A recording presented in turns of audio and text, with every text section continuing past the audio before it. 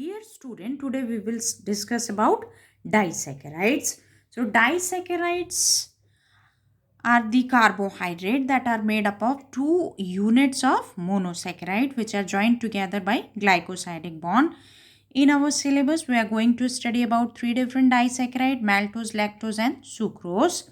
Now maltose is made up of two glucose unit. Let's see the structure of maltose. It consists of one alpha D glucose and one beta D glucose. So if you look at the structure, how they are bonded, the carbon 1, okay, the carbon 1 of alpha D glucose and the carbon 4 of beta D glucose, okay.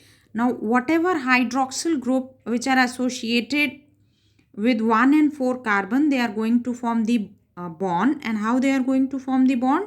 The molecule of water is removed, so the bond is established. Now since it is formed between 1 and 4, so we say it is 1,4 glycosidic linkage. Now when the bond, or you can say when the OH are situated in the same plane, that is both of the OH over here are situated downward, okay, then the alpha bond is formed. Now when these OH are present in different plane, suppose for example one down and one up, so they are in different planes, then beta bond is formed. So here they are situated in the same plane, so hydroxy group are situated in the same plane, so alpha 1,4 linkage here it is formed, okay. Now hydrolysis. So this structure is called maltose. This is disaccharide. It consists of two units which is joined by alpha 1,4 glycosidic linkage. Hydrolysis means in presence of enzyme, the molecule of water is added. So once you add the water molecule, H and OH will be added across the glycosidic bond and they will be broken down as alpha D glucose and beta D glucose, or you can say two glucose units. So this is what is happening during the digestion of the food. The disaccharides are broken down and the final monosaccharide is formed. So if you recall the digestion, the complex food is broken down into the simpler one. So here the simpler one is the glucose, okay. Now let's look at the structure of lactose, which is made up of one molecule of glucose and one molecule of galactose. And this glucose is alpha D glucose and galactose is beta D galactose. So if you look at the structures, now again the bond is formed between one carbon of alpha D glucose and fourth carbon of beta D glucose. So whatever hydroxy group are associated with 1 and 4 carbon, they participate in the bonding. H2O is removed and then glycosidic bond is established. Now since the OH are present in different plane, okay, so the bond will be beta and it is formed between 1 and 4, so this is known as beta 1,4 linkage, okay. And on hydrolysis, the lactose, it will release glucose and galactose, okay.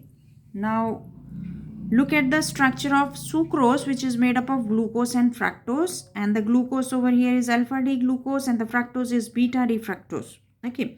So if you look at the structure, now in the fructose, since it is a ketose sugar, the ketose group is present at second carbon.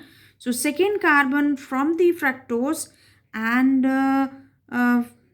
alpha D glucose. So first carbon from the you can say alpha D glucose, they are involved in the bonding over here. So this is a little different from other you can say groups which are involved at different position. So here the OH which is situated on second carbon, okay, you can see second carbon is involved and both the OH are lying in different planes, so bond will be beta and H2O is removed, so beta 1,2 glycosidic linkage is formed.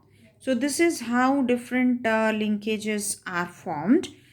And on hydrolysis, the sucrose will result into glucose and fructose.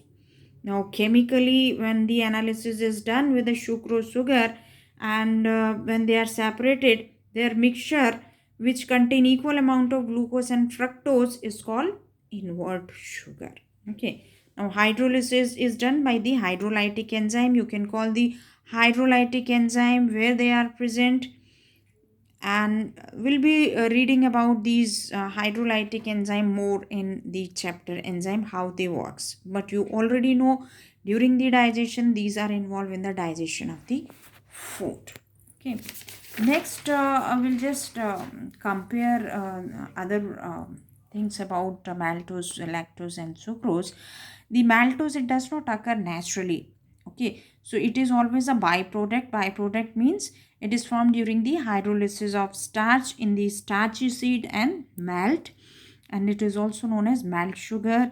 From this, the beer and other drinks are synthesized.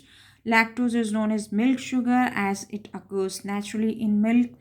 Sucrose is known as table sugar or cane sugar because it is present in sugar cane. It occurs in large amount in sugar cane, and from which the table sugar is also synthesized. And usually the plant, they do transportation of sugar in the form of sucrose. You must be knowing that during the photosynthesis the plants synthesize the sugar in the form of glucose, and then gets stored in the form of starch, and it get transported through the phloem in the form of sucrose. Now, on the basis of chemical analysis of sugar, they divided into two categories: reducing and non-reducing sugar. Now, there is Benedict reagent and Fillings reagent, which consist of copper ions, and based whether they are able to reduce the copper to cupric to cuprous ion, they are known as reducing sugar. So there will be a color change. Benedict solution, usually it is blue in color. So if the sugar is reducing, then the color will be change of mm, cuprous ion. So it will be a little green to brown. Okay. Now, reducing sugar, if the anomeric carbon has free OH group that can reduce cupric to cuprous in Benedict or filling reagent, then we say the sugar is reducing. And non-reducing means they do not have, the anomeric carbon do not have free OH group. So this OH group will not reduce the cupric to cuprous ion. So such sugars are called non-reducing sugars, such as sucrose, trehalose, raffinose, a starch. And here the reducing are maltose, lactose, all the monosaccharide, they have free OH group at anomeric carbon, so they are all reducing sugar. So this is all about disaccharides.